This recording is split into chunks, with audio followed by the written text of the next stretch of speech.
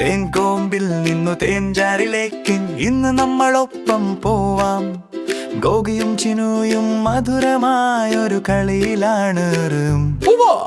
പ്രകൃതിയുടെ മായാജാലം പൊന്നിറത്തിൽ ശുദ്ധമായ എപ്പോഴും ഇഷ്ടപ്പെടുന്നൊരു ഭംഗിയുള്ള സാഹസിക യാത്ര. പൂക്കളുള്ള വയലുകളിൽ നിറങ്ങൾ തിളങ്ങുമ്പോൾ ചെറിയ തേനീച്ചകൾ രാവിലെ പറക്കാൻ തുടങ്ങുന്നു. പൂക്കളിൽ നിന്നും പൂക്കളിലേക്കു അവളൊറ്റയടി പറക്കും. ദിനം അവസാനിക്കുമ്പോഴും ഒരുമിച്ച് ജോലി ചെയ്യുന്നു.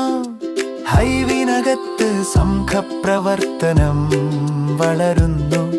എല്ലാ ചെറിയ തേനീച്ചകളും ഇതിനകം അറിയുന്നു. ബസ് ബസ് ബസ് അവരെ കാണൂ. പൂക്കളെ വളരാൻ സഹായിക്കുന്നു യുറുസ്. സംഘപ്രവർത്തനമാകുന്നു തേൻ മധുരം. പ്രകൃതിയുടെ തൊഴിലാളികളെ തോൽപ്പിക്കാൻ കഴിയില്ല. നെങ്കർ പൊന്നിറത്തിലേക്ക് മാറുന്നു മന്ദഗതിയിലും സൗമ്യമായും. പ്രകൃതിയുടെ പ്രക്രിയ നിശ്ചിത സമയത്ത് തേനീച്ചകൾ അകലത്ത് വീശുന്നു ദിവസം രാത്രി.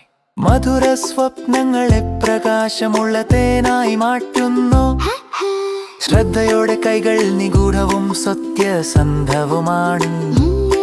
ഞങ്ങൾ കുറച്ച് മാത്രം എടുക്കുന്നു, എപ്പോഴും പരിപാലിക്കുന്നു. ബസ് ബസ് ബസ് പൊൻതെളിച്ചം ചെറിയ തുള്ളികളിൽ നിന്നും മധുരമൊഴുകുന്നു. തേനീച്ചകളെ മാനിക്കുക, ഭൂമിയെ മാനിക്കുക.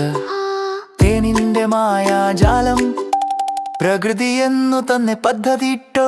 ശുദ്ധവും പ്രകാശവുള്ള സ്ഥലത്ത് ചുറ്റിച്ചാരണം. തേൻ ശാന്തമായി സുന്ദരത്തോടെ ഒഴുകുന്നു. ജാറുകളിലേക്ക് സുരക്ഷിതമായി പോകുന്നു. നാം അറിയുന്ന തേനീച്ചകളിൽ നിന്നുള്ള ശുദ്ധവും മധുരവുമാണ്.